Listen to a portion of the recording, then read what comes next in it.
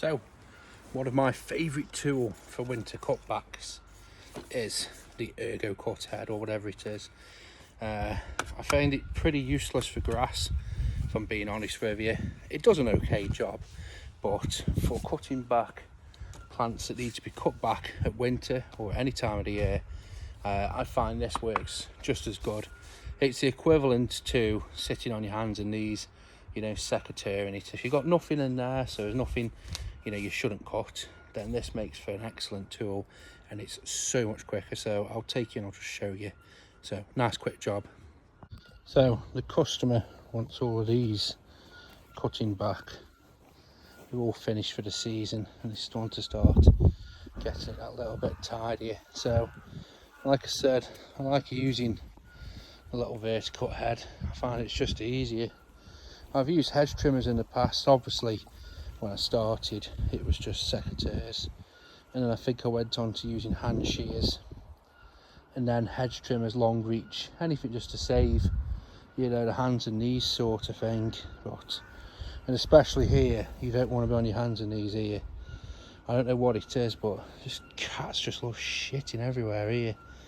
So like I said, we're going to thin these out. I personally don't like to thin.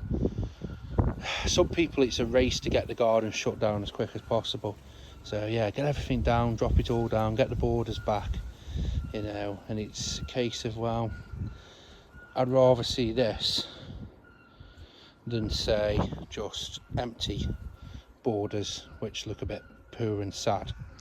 But anyway, so we'll get it done. Can you hear that noise? I think it's the aerial. As it's moving ever so slightly, it's a metal on metal noise. It's rubbing, and I could switch off to that, but that would absolutely grate on some people. But who knows, eh? Small field problems. Anyway, let's get these trimmed back.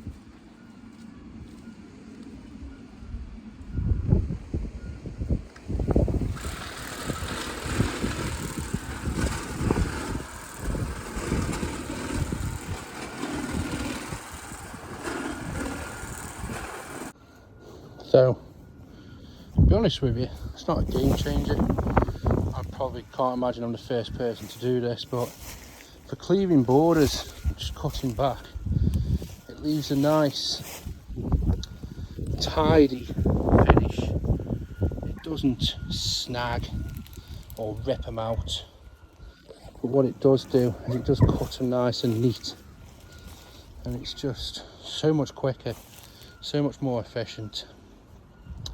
I've had this ergo, whatever it is, vario cut, ergo cut head. I've had it now for a couple of years, and I bought it as an alternative to a strimmer.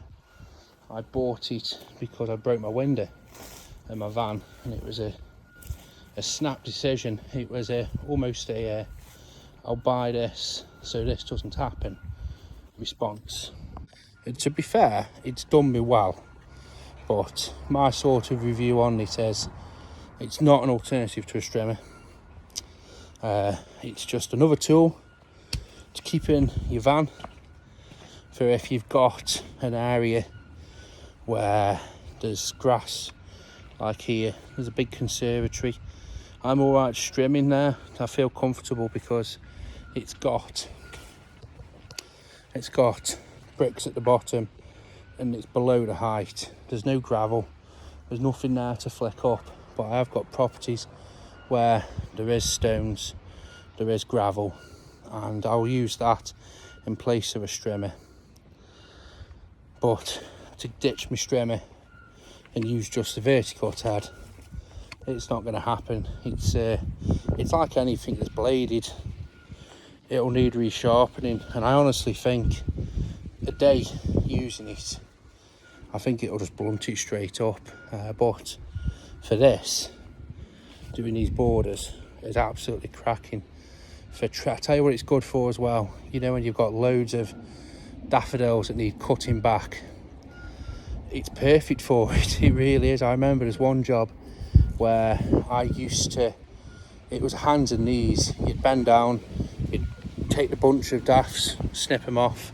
Like I said, try different ways, but I use this now and it's so much quicker. It really is.